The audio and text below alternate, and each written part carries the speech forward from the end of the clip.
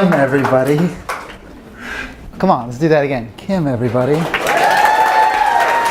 Yes.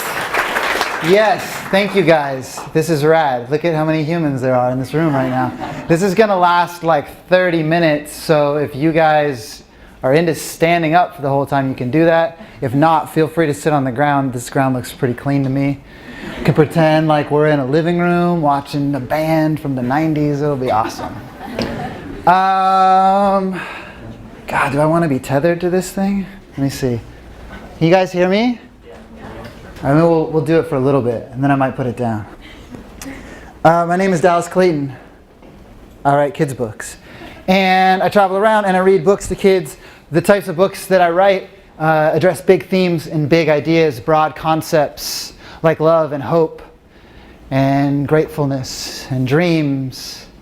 And because these concepts are so big and so broad and so bold, I am afforded the luxury not only of traveling around and reading to small children, but also middle school, high school, college, extra large children such as yourselves, sometimes known as adults. And in doing this, I've learned a couple lessons about myself, about the world, about how children interact and how we interact with them. And I thought I'd come and share some of those lessons with you guys today.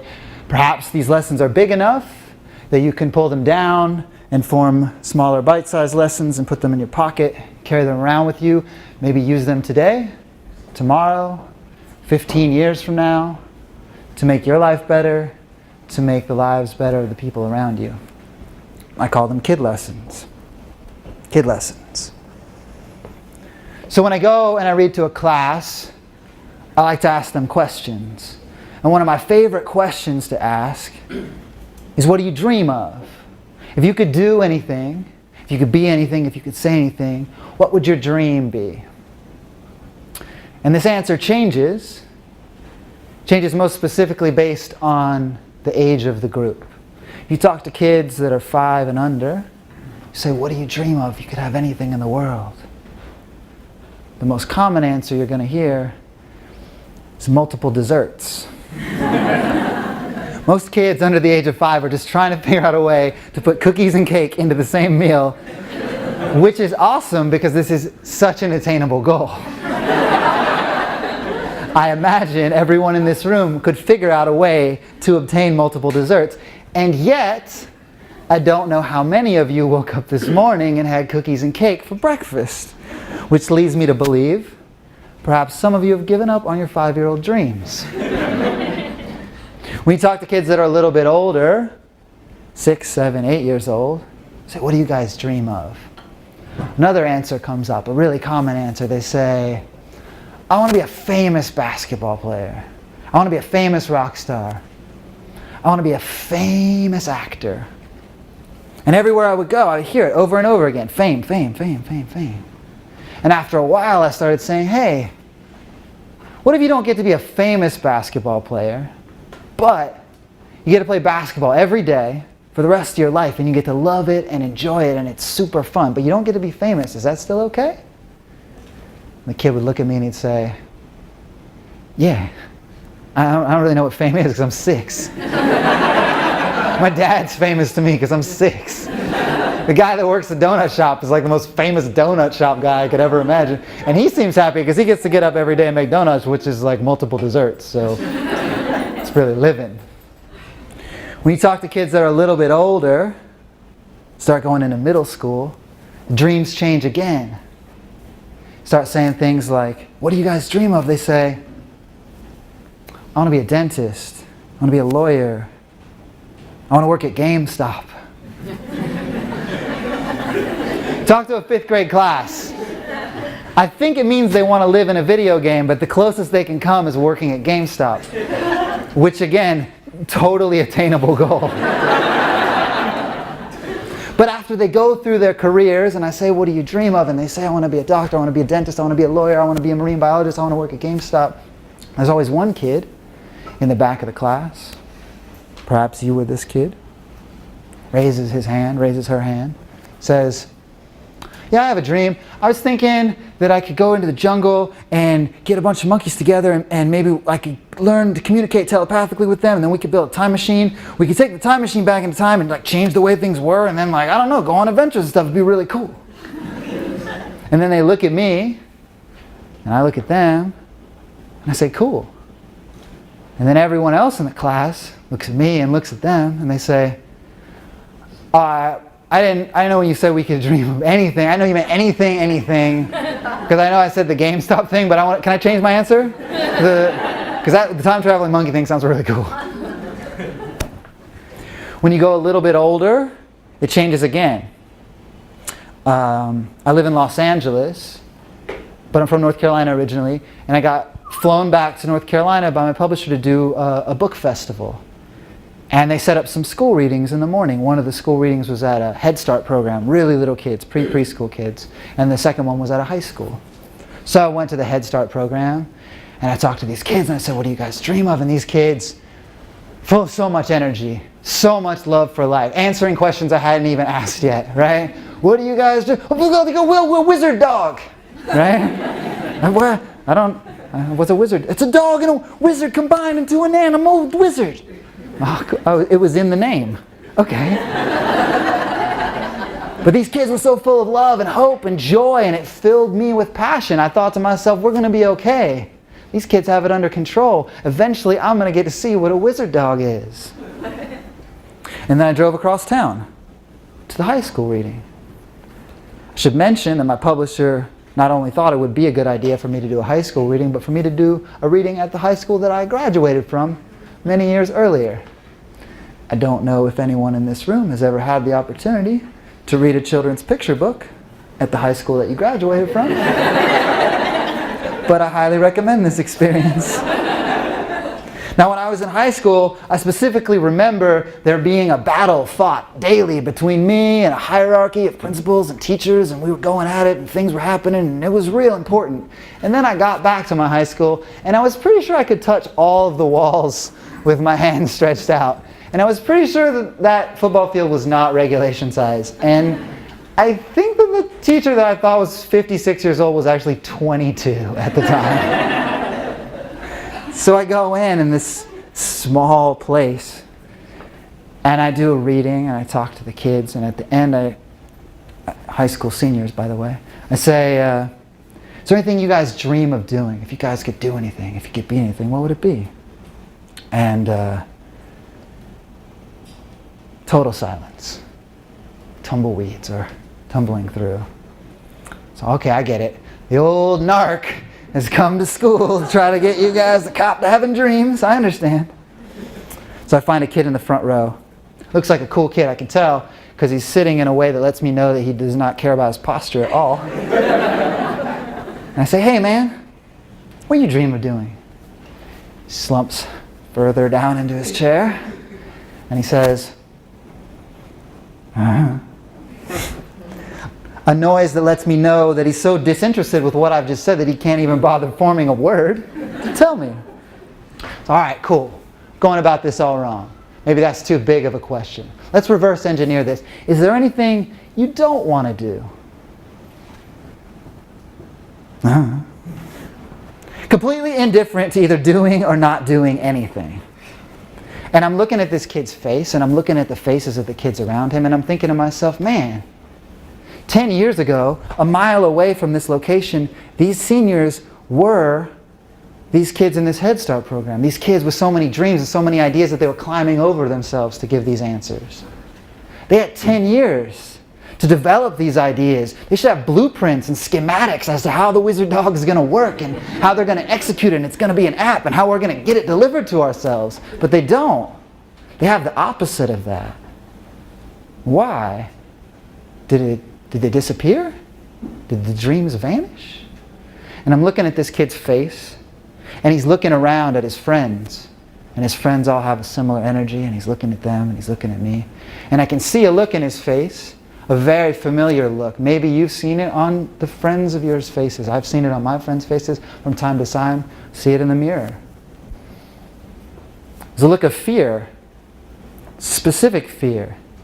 The fear that if he admits that he has a dream in front of his class, inside his school where the walls are so small and they don't have a regulation-sized football field and everything in that world is right here, if he admits that he wants to be a famous basketball player and he doesn't become a famous basketball player, then he's a failure. That's how he feels. And I've been outside of this school, and I've gone through the world, and I've ridden on an airplane and seen an elephant and had all sorts of mistakes happen to me, and I know that those thoughts aren't true. And I want to just touch him on the face and say, man, let's get out of here. But I can't. So instead I say, hey, does anybody in here know how to ride a bike? And they all reluctantly raise their hands. And I say, does anybody in here want to be a professional cyclist? And they say, no. I say, exactly. When you see someone riding a bike down the street, you don't look out the window and say, there goes a failed professional cyclist. I could have been Lance Armstrong if I just would have tried harder. No. You say, there goes someone riding a bike. That looks fun. Riding a bike is fun. Like learning to play an instrument is fun. Like learning to take pictures is fun. Like learning a new language is fun. These are things that you can do that make you a part of a community, that make you a part of the world, that allow you to participate. And you don't do them because you want to be the most famous cyclist. You don't do them because you want to beat everyone else. You do them because they're important. But the first step to doing any of those things is being able to admit that you have a dream. And whether you admit it to yourself in front of a mirror in your bathroom with a hairbrush singing like a microphone, or in front of your class, or to your parents, or on stage in front of a bunch of strangers, the first step is being able to admit that you have a dream. Kid lessons. So this girl wrote me an email. She went to the Savannah College of Art and Design. And the email said, how do you maintain a childlike sense of wonder?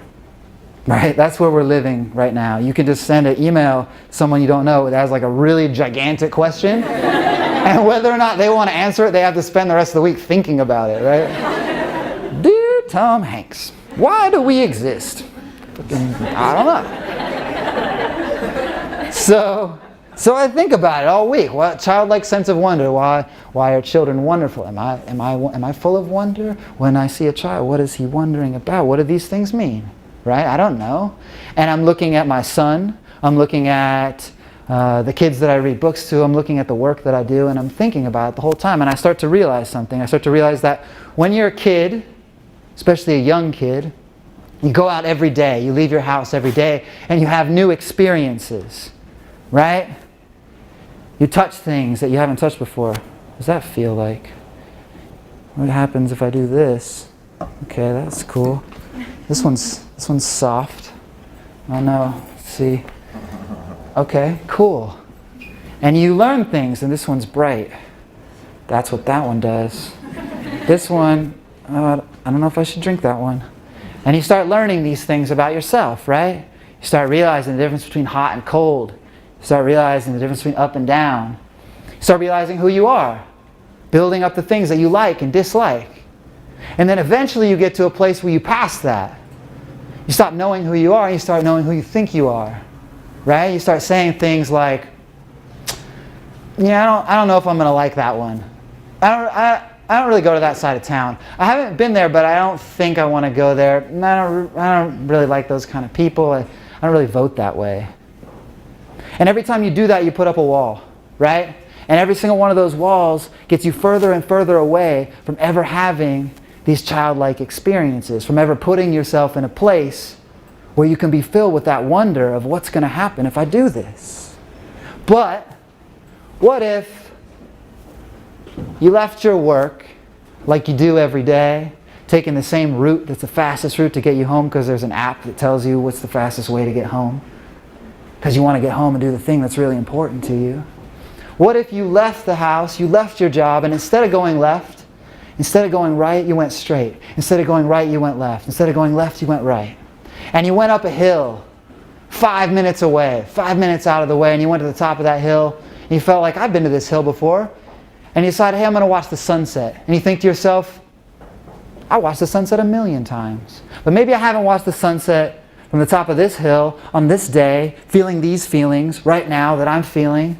And because you do that, you have a thought or an experience, or you fall down and you pick yourself back up, or you meet someone new, and the thing that you do changes your entire life forever. And that happens every day. That happens every day with kids. Every day they're going out and having these experiences that are changing their life forever. And that could be happening every day with you guys. But you have to put yourself out there. You have to put yourself into those situations. Because you're not a kid anymore. You know that this is a chair. You know that this is a beer. You know that this is a thing that projects light. Right? You can't convince yourself that you don't know those things. But you can go out and try to find those experiences. And that is how you maintain a childlike sense of wonder. And I don't mean that you should go out and jump off the roof of your house because you've never done it before. Though that might be cool. But that's not what we ask kids to do either, right? Hopefully, the kids that are being raised are surrounded in some capacity by people that love them and support them. Maybe a mom, a dad, a coach, a teacher, a friend, right? And that coach, that teacher, that friend, that mom, that dad is going to allow them to fall down and then help them back up. And eventually, they become that for themselves. So that when you go out and get lost at the top of that hill, you still know, I could probably find my way back.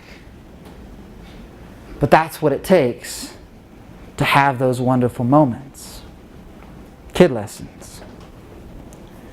So I went to pick my son up from school. In this story, he was 7 years old. And I got to school, and the teacher came up to me, and she said, your son's in timeout. He was in a fight.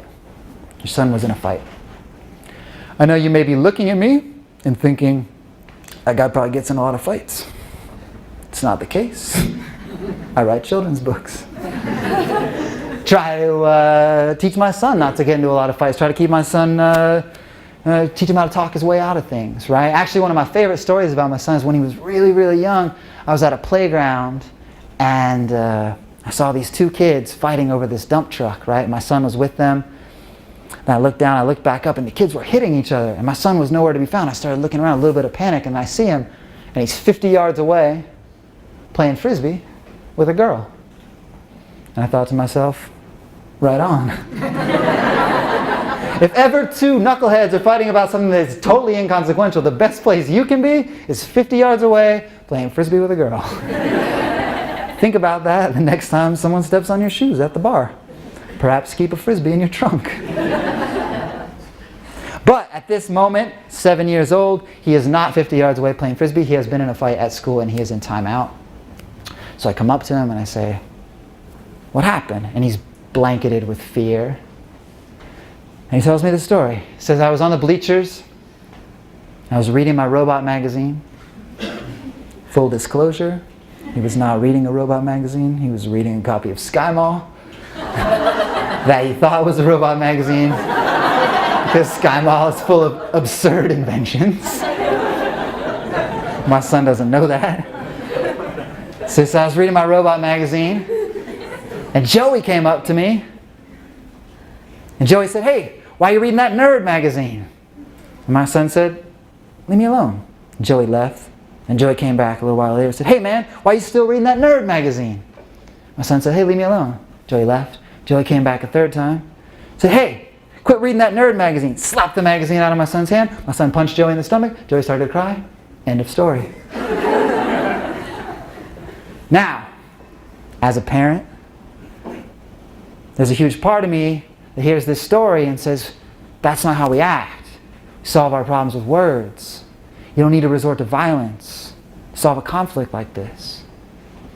As a human being, this There's another part of me that thinks perhaps Joey had 3 chances to avoid this conflict, and maybe the lesson that Joey just learned is how to read the signs a little bit better.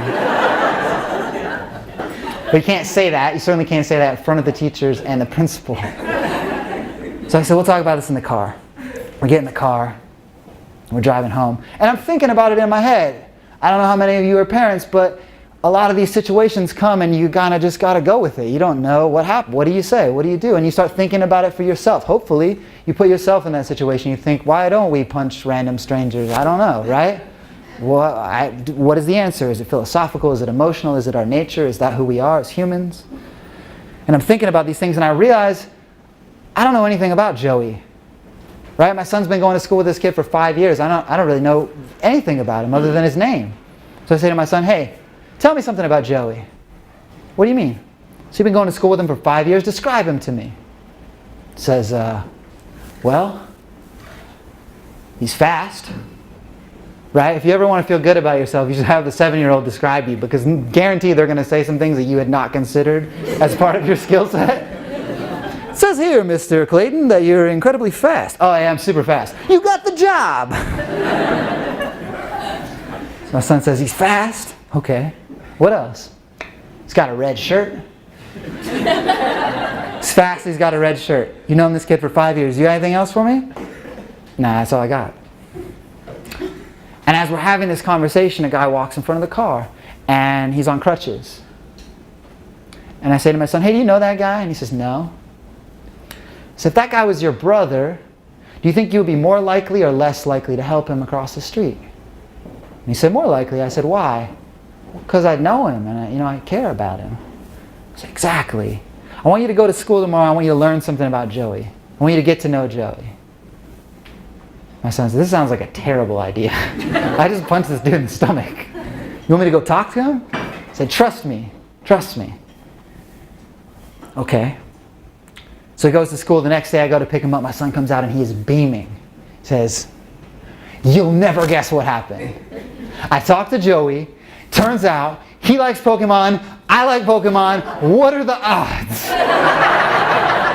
The odds are pretty good.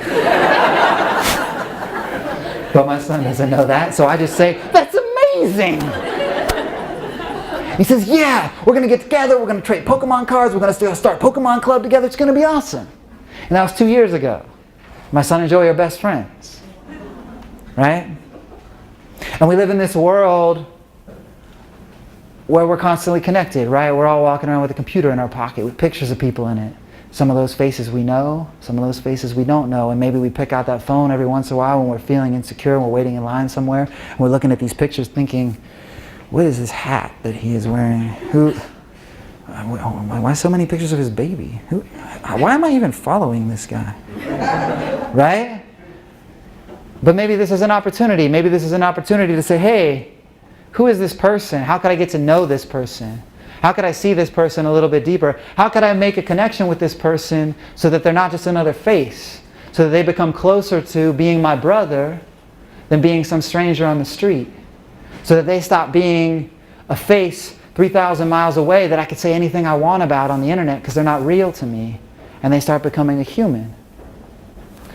And we're surrounded by these opportunities every day, right? You're sitting in a room right now. People next to you, maybe you know, maybe you don't know. Maybe this is an opportunity. Take a minute. Maybe you know the person next to you, maybe you don't. Say hello. I'll wait.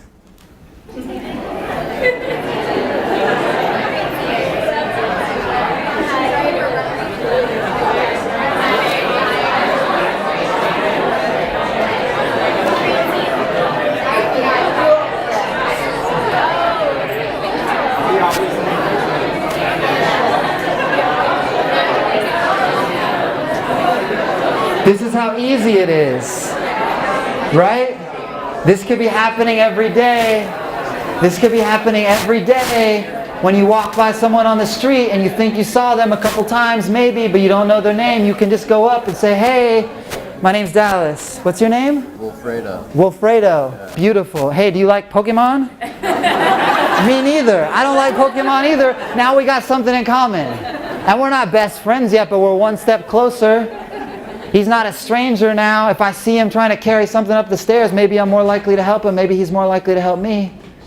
Maybe if I need a cup of sugar to bake a cake, I can go next door and talk to my neighbor now and say, hey neighbor, whose name I don't know because we don't live in a world where it's cool to know your neighbor's name, can I borrow a cup of sugar?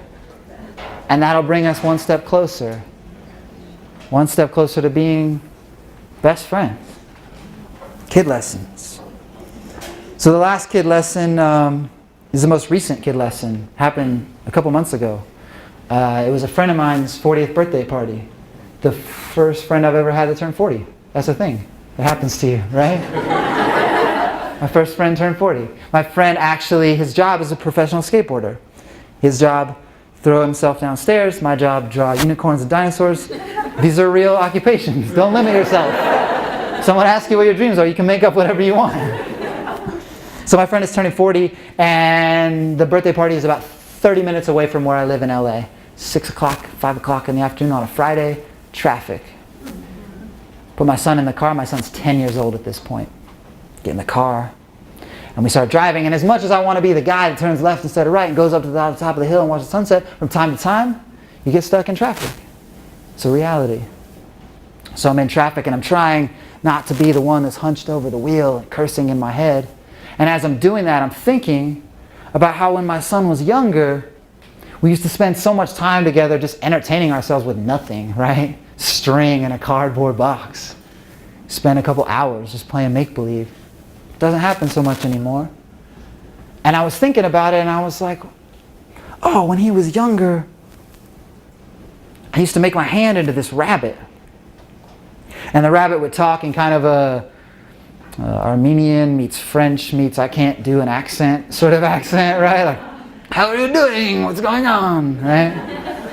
But I hadn't done it in so long, I totally forgot this guy's name, right? So I'm sitting there, my son's beside me, and we're stuck in traffic, and I say, hey, do you remember this guy? What's going on? And my son says, Raul! Where have you been? And immediately I vanish, and my son's 10-year-old self vanishes, and he's a toddler. He's in a land of make-believe. And Raul starts regaling him with stories about all the adventures he's been on, and my son is catching up with him, and I'm invisible. I'm a spectator. I just get to watch this whole thing. Back and forth they go for 20 minutes talking about all kinds of made-up stuff. It's great. After a while, my hand starts to cramp up a bit. I say, all right, I love you. I gotta go. I love you too, Raul. And Raul disappears into the steering wheel. I say, that was cool. Raul stopped by. My son says, yeah. And there's kind of a moment. The sun's starting to set a little bit. It's getting dark. So air gets a little thicker in the car. I can kind of feel it. And my son says, Dad, is Raul going to die? And I say, well, no, what are you talking about, man? Raul's like a part of us. And he's going to be here with us forever. It's going to be awesome. Okay. And then a minute passes, and now the air is just, it's like it's not in the car anymore. It's gone. It's heavy. It's dark. And I look over, and through the darkness, I can see that my son is starting to cry. And I say, well, what's wrong? And he says, well, I just realized that Raul's going to die, and that means you're going to die, and that means Mom's going to die. I don't know if you've ever made a human being before, and then had that human being contemplate their own mortality. But there's not a rule book for this. There's not a playbook. There's not cliff notes. You kind of just got to go with what you have in your pocket at the time. So my first play is, oh no, look how young I am. I got friends that are skateboarders. This is going to be all. No, don't worry about it, man. I'm going to live a long time. My son says, you're just saying that. I say, yeah. Let's try number 2 here. My son really likes music. Likes to play music, likes to listen to music, like a lot of kids do. I say, well, you know when you hear a song that you really love, chances are that band might not even be a band anymore, right? That band might have broken up years ago, and the members of that band might have disappeared into the universe somewhere, right? But you still hear that song, and it still makes you feel good. You could be walking through walking through the city, you could be pumping your gas, you could be in the grocery store having the worst day ever. Taxes are due and your rent's overdue and you don't know what's going on. You hear that song, some random song, and it hits you right there and fills you with a joy. Makes you want to laugh or smile or dance, or brings you back to a place that you remember that was real special at the time, right? So I say to my son, like, maybe that's what it is, right? We're all walking around worrying about our bands, right? Worrying about who's going to play bass, who's going to put the album out, who's going to distribute it, whether or not we're going to get a gold record, where we're going to play. But really it's about the songs, right? It's about the songs that we're making. And those songs go on way beyond us, right? They get to live in a world that you don't ever get to see, right? They get to affect people in ways that you don't even know, in their houses, in their cars, while they're jogging around the lake, right? They get to have these moments that don't have anything to do with you, but they do, right? Because you were there. You helped create those moments. Maybe that's what it is. These songs. And you can tell that my son is starting to warm to this idea, but he's still a little broken up about it, right? He's still got a little bit of a tear in his eye. And I realized, I say, hey, you know what? There are going to be a lot of times in your life, especially if you're a boy growing up in America, where people are going to tell you not to cry, right? They're going to say, suck it up, man up. You see people, when they're on TV, when they're accepting an award, when they're doing an interview, they start to cry. The first thing they do is apologize. Sorry, I didn't mean to do this. I didn't know this was going to happen. No, that's the song, right? That's what it is. You're being driven to emote by a human experience, right? You're being pushed to a place where you can't even control yourself. Enjoy that. Don't apologize for that. That's rare. That's magic. And I say to my son, look, imagine you were laughing so hard at some joke that you couldn't even control yourself and someone came up to you and told you to stop laughing. You would just laugh more, right? My son starts to laugh and he says, now I'm crying because I'm laughing. At that point, I just lose it. And he says, you're crying. And I say, yeah. And he says, why? I say, because I'm proud of you. And by that point, we had missed our exit like 3 or 4 times. Driving around in circles. I pull up to a stoplight and I'm trying to figure out where we are. And I look over to the right and I say, I know what that is. Turn off real quick. That's wet cement. Get out of the car. Write my name in the wet cement. I say to my son, go ahead. He says, is this legal? I say, trust me. He writes his name. Raul shows up. Raul writes his name in cement. And we go to my friend's 40th birthday party. And normally I would have walked into this party maybe the same way some of you guys would have walked into the party, talking about I was stuck on the 405, I had to go to the 110, and there was traffic, and it was such a bummer, and now I'm here, and now let's just eat some pizza. But instead I walked in and I was like, oh my God, you guys, I just had one of the best experiences of my entire life, and I was stuck in traffic. And I'm so glad to be here with you, my friend that's turning 40. I love you, and I'm so glad to be here for this experience. And if there's a common thread in any of these lessons, these kid lessons, right? Whether it's figuring out what you dream about, or trying to pull yourself together with a community, putting yourself in situations where you have new experiences, or taking common experiences and making them a little bit more extraordinary, it's that you have to try. You have to push yourself to do these things. One of my favorite answers when I ask the group of kids, what do you dream about? Perhaps my favorite answer is, I don't know. Right? I look at the group of kids, and I don't mean I don't know like you're slumped over in your chair and you kind of half-heartedly tell me the answer. I mean, someone comes to you, they say, what do you want to do? You raise your hand, you stand up and say, I don't know. There was a period where I thought I wanted multiple desserts. Then I knew I wanted to be a professional basketball player. Then there was a point where I had this monkey plan. I don't really know what happened to that. And now I don't have any idea, man. Maybe tomorrow I want to play guitar. Maybe the day after that, I want to start a company. Maybe I want to be a doctor. I don't really have any idea. Maybe the thing that I want to do, maybe the thing that I dream about hasn't even been invented yet. The other day, my son got a little rash on his leg, right? It happens when you have a kid. I was getting into trouble. And I looked at the rash and I realized, oh, we have to go to the doctor. You go to the doctor, you get the ointment, get the prescription, do the thing. And I looked at it and I was like, I bet there's an app for this. And I looked at my phone and there was. I picked up my phone. On the other end of the phone, there's a doctor somewhere in a video conference, looks at the rash, tells me what it is, gets me an ointment, prescribes it, I go and get it, done. Right? That is a real thing that exists. 10 years ago, if I would have told you that was a real thing that existed, that would have been as crazy as the time-traveling monkey concept, right? We're living in a world that's moving real fast. You guys are all living in a world where the ideas that you have can be realized real quick. And it's possible that the things that you dream about, the things that you keep inside you might not even exist yet. Maybe in a year, 2 years, 5 years, 10 years, you can make them real. And you can make them things that change people's lives. But you have to try. So usually I end with a book, kid's book. Kid's book's pretty small. It's a lot of you guys.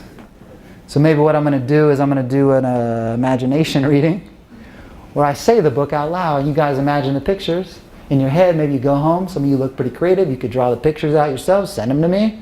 Make my job that much easier. This book is called An Awesome Book. I'm going to put the microphone down for this one.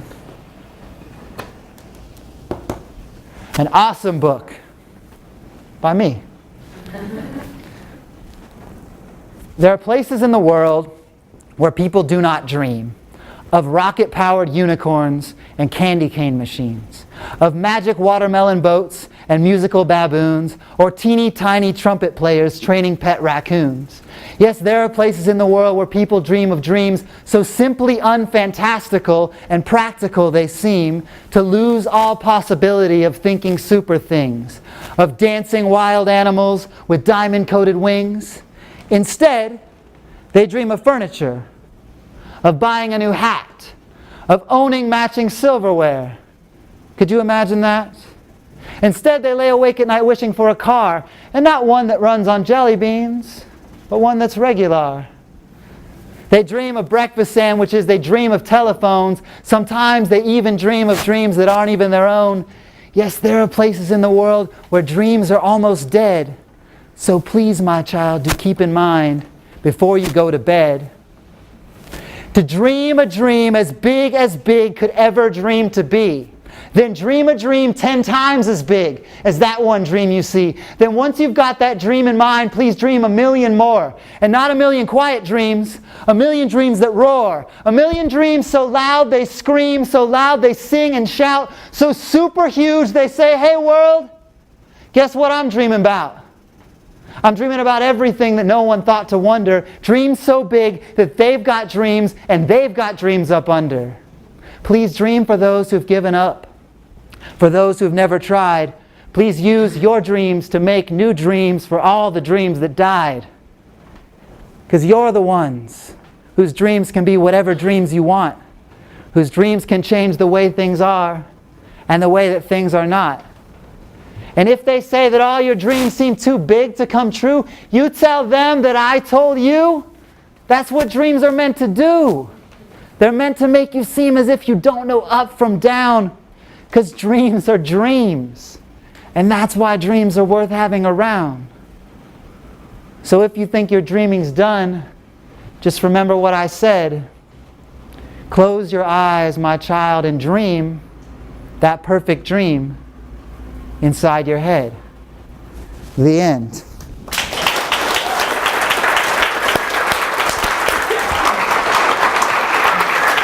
Thank you guys so much. You guys were awesome. Thank you for putting this on. Thank you guys for supplying the beer. Thank you guys for putting the money together and for the space. It was really great. You guys are amazing. Thanks so much. Oh, yeah. Let me get some water and then you guys can ask me questions. I'm going to pretend like that just didn't happen for a second. Hold on.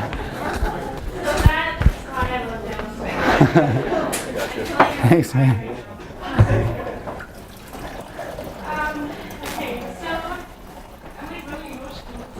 Stellar, man. Absolutely stellar. Thanks, dude. Yeah. I know. I'm not going to cry. I'm not going to apologize. Do it. I'm super good at making girls cry. So great. It's cool. All right, so we're going to do a Q&A with Dallas right now. If you guys All right. have any questions? Feel free. If you don't have questions, it's cool. If you do, it's cool. Whatever. What do you dream about? Man, it's crazy because I get that question a lot. That's probably one of the top questions that I get when I have to do interviews with people. And the real answer is I'm fully in my dream right now. Like every day is kind of more of the same. Like today I woke up. No. Today I didn't go to sleep. I'm on tour. I was in Portland yesterday. I was trying to leave Portland, but there were no flights leaving after my last reading, so I had to leave at midnight. I got to Chicago at 5 in the morning. My first reading was at 8 in the morning, so I was like, there's no reason to sleep. So then I went and lived my dream a little bit. I went and read to maybe 2,000 elementary school kids, 2 different schools this morning. Then I went to an ad agency and read to a bunch of adults that sell you guys tires and things. I don't know what they do. And I came and talked to you guys. I think it's important, maybe if you have a dream, a really specific dream, right? Like you say, I want to be a writer. That you peel that back a little bit and you start thinking about the elements that make up that dream, right? Like what is it about being a writer that you like? Is it that you want to be famous? Is that you want to emulate writers that you grew up reading? Because chances are the writers you grew up reading didn't grow up reading themselves, right? They grew up on other people. So for me, the parts of my dream have to do with really broad ideas, which are like meeting people, sharing concepts, traveling, not necessarily having to have a clock, right? So I get to live those parts of my dream, and it just so happens that they fit into the framework of kids' books, which is, again, this is totally made up, right? This isn't a thing. I'm reading a kids' book at a beer sponsored, this is probably illegal, right? This isn't a thing that happens. It's just, you just go do it and figure it out. I grew up in a world of like, you do it yourself, right? Like, nobody wants to do it, you do it. And you get in the van and you go around and you make it real. And then if you like doing it, it doesn't matter. It'll just happen and you're doing the thing that you love. So that's it. I'm in it. I'm in my dream. More of the same. Good question. Yeah, my buddy. Do you have any advice for someone trying to self-publish a book? Yeah, it's a good idea. You gotta love what you're doing, right? Like I think it's kind of like what I just said, right? Like I live in LA and a lot of people there, when you say you're a writer in LA, it usually means you're a screenwriter, right? And to write a screenplay, unless you have a bunch of money to fund that screenplay, or you've already written really successful screenplays, chances are you have a box full of ideas, some of which have been made and some of which haven't, right? And for me, that's kind of hard to justify because the ideas that I have that I want to spend time with are ideas that I want to make and share with people. So if I have to go down to Kinko's and staple them together and put them out and sell them to people on the street, I'll do it because I believe in it, right? And you see people that are super religious, right? Like dudes on the street handing out pamphlets seem like crazy. Those people are emphatic because they seriously believe what they have to say is going to help you, right? They seriously believe that they have the answer. And I feel like that's how you should feel about the things that you make, right? So if you're going to self-publish, I think you got to feel that way. Because otherwise, you're just using it as a gate to get to another step, right? You're using it to become J.K. Rowling or whoever, Stephen King, right? But if you really believe in what you're doing, I think it's a great idea. It's what I did, not by choice. I tried to get my books published and publishers were like, whoa. And I was like, all right, I'll see how this is. People make books, that seems easy enough. Super hard. But I put it out and it works for me. But I think it only worked because I believed in what I was doing. I think if I had made a book about like a monkey that chases a duck or something, just like, oh, I know kids books are popular. I'll make a kids book. It'll sell a bunch of copies and they'll pay me and I'll live in a mansion. I don't think it would work that way. Maybe it would. Maybe somebody's got better luck than I do. But yeah, I think you have to believe in it. Yes. How much does your son inspire your stories and your ideas? Like 100%. Yeah, I mean, I had a kid super young. At the time, doing what people do when they're super young, just fucking off, right? And I had a kid and I was like, oh, this is a real human. This human is more important than I am. And now I want to make things for this human. I want to create, knowing that this human exists and that the world that I live in is affected not only by me, but by him. The types of things that I make are going to help inspire him, and he's going to help change things, right? So it's really cool because I didn't write Awesome Book till he was about 5. So it's not like he came into the world and I was a really successful author. It's he came into the world and I was like, he got to see the whole process from drawing to, putting books together myself, to shipping things out of my house, to getting distributors, to getting publishing deals, to going on tours, the whole thing. And so I think that's really important because when you're a kid, like I said, I don't know where this thing was made, right? Like a book comes from a store, right? How did they get made? Who makes them? Or the people can make them? Oh, I can make them? That's important, right? The sooner you learn that, the sooner you get to a place where there's not a distance between you and the guy on stage, right? Like when I go and do readings and they're like, there's a stage and a microphone and it's like real absurd and I'm up here and you're down here, it makes me feel like a cop, right? Like I grew up in a world of like, let's be in a living room and communicate with each other because we're all humans. I'm not better than you and you're not better than me. That's what I enjoy. That's just a personal taste. But I think that's an important step to learning how to make things, especially for kids. Super important. Yes? Yeah? What's your favorite part of the process? Favorite part of the process of making books? Yeah. Problem solving, I think. Or just like writing. I didn't draw before I wrote an Awesome Book, really. Like, everybody draws, but I didn't really draw anything of substance before that. And drawing for me was real, like, it's fun, but I know so many people that are better than I am at drawing. Like, and I'm not being humble. I know people that are fucking super good at drawing. And so when I first put out the book, I was like, who's going to draw the book? And then my friends were like, hey, it's for kids. They won't know if you're not good.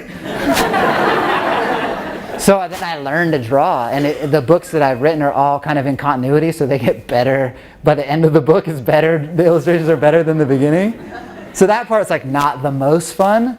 I would say like just having an idea and being able to share it. Also, creative advice. I think it's really important to divide your projects into long-term and short-term, right? Like a book, if I want to draw a book, even if I took all day to draw it, it's still going to take me like a couple months. So I know I can't finish it today. So I kind of have to have projects that I can finish today at the same time. I think that's one of the cool things about the internet. A little bit of a double-edged sword.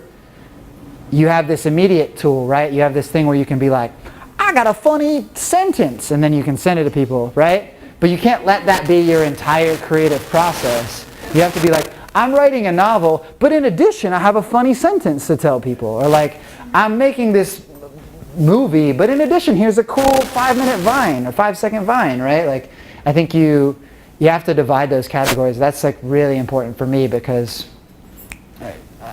publishing world is the slowest. They're like dinosaurs, right? Like if I finished a book tomorrow and brought it to my publisher, it would come out in like 2016, right? Like on a good day. And that's insane to everyone in this room, right? But to them it's like, this is how it's done. So I just like to be like, look, I put out a book a day. Like I put out enough stuff on Instagram that there's probably 3 books on my Instagram right now that I'm just like, oh, eventually I'm going to sell these to you guys, just so you know, publishers. Yeah, I don't know if I answered that question. Yeah? So you live in LA, which is a pretty expensive city. Yeah. Which is a huge responsibility. Yeah. And you have this cool dream job, which involves a lot of travel. Sure. So what enables you to like live that dream and juggle all of those things? Well, I was born a king. Forgot to mention that part. I wasn't born a king. My dad, so there was a Nigerian guy who told my dad that he had inherited a huge sum of money. Sent him an email. No, what do you know? It was real. God, that would be so rad if that was like just one dude that it happened to and it was real. Just to perpetuate it. Do you remember the first time that happened to you and you were like, wait, because you hadn't heard about it yet and you were like, this is real. No. How do I juggle that? I mean, I sell a lot of books. I go out and I hang out with people and I talk to them and I make things and I share things. And I live in LA, so, when you make a book, it's like, hey, let's make this book into a cartoon. Let's make this book into a movie. Hey, how many ways can we slice this thing? I'm kind of lucky because the first books that I put out, they're not really like Hollywood friendly, so to speak. They don't have a central character. They're not like, oh, it's about SpongeBob. This book that I just put out, Lily the Unicorn, is like my first character-driven book. So I kind of made a lot of friends in high places, just sort of in a Trojan horse way, because I made these products that they couldn't buy, you know, like they couldn't option an awesome book, but they really liked it, and you could tell that they wanted to. So I'm kind of lucky because I've been able to use those to my advantage and turn things into other things. And then the other answer is that when I first self-published, that was like a huge step up too, because if you wrote a book right now, and let's say that none of you guys have a successful track record as publishers or as authors, right? If you wrote a book right now and went to a publisher, chances are they're not going to give you anything, you know? Maybe they'll give you, what, 10 grand, 20 grand or something up front, and then they'll give you 9% of sales of your book, and basically you'll get nothing. Which is, it's awesome. I mean, maybe you're living in a place where that's like a lot, right? When I first wrote an awesome book, that was like, it might as well have been $1 million. I would have gladly taken that. And then I put the book, nobody gave that to me, so I put the book out myself, and then it became like a leverage thing, right? Like if you're in the band, you get on tour and you go tour around in the van for 5 years and you make all your own fans, you're in a different position than you are if you haven't done that. You know how hard it is, right? Like I got to know how publishing worked from the back end, so then when the publishers all came back to me that it turned me down, it was a whole different story. And they would be like, hey man, we want to give you this deal. And I'd be like, okay, what's the deal? And they'd be like, all right, we're going to give you 10%. And I'd be like, well, I'm making 100% right now. And they'd be like, oh, no, but you don't understand. We're going to do an initial print run of 50,000 books. And I'd be like, I already sold 50,000 books on my own. And they'd be like, oh. And I'd be like, I really want to work with you guys. I'm not trying to be a dick, but like my dad wouldn't let me take that offer. So it put me in a good place, leverage, you know. I was able to make deals with a bunch of different publishers, which I don't think you're supposed to do. I know my management certainly didn't think that it was something that could happen, but I kind of made my own path. I mean, you know, it's an internet story at this point, right? Like, across any medium, if you're the person that's like, I have this many whatever followers or likes or fans or people that buy stuff or people that know that I exist, it just puts you in a good position. Again, I don't know if I answered that question. Yeah. What's your favorite book? My favorite book? That's a big question. My favorite kids book? My favorite kids book, I think, is The Missing Piece, I think. You know? Like I want to say that The Grinch is probably my favorite kids book, but I think The Missing Piece is like I think if The Grinch is like the Beatles, right? And then The Missing Piece is maybe, I don't know, like Pink Floyd or like just something that's like still super rad but just a little different. Yeah, The Missing Piece, that I mean, I assume you guys, it's a Shel Silverstein book. It's like fucking, it's like a pen line, right? Like the book looks like it took a minute to write the whole book. It makes me so mad. Like I look at it, like it's about a circle, and on some of the pages, he hasn't even completed the circle. Like he's drawn it like you would draw the letter O, like, ah. And you're like, oh, dude, and then you read it and you're like, oh, you, so good. So good. But then, you know, adult books, like I had a really big Steinbeck phase for a really long time. That dude's devastating. So good. I don't know, it just changes, man. I was at the airport yesterday, a bunch of airport books. I could read an airport book, for sure. Any other questions? In the back. Yeah.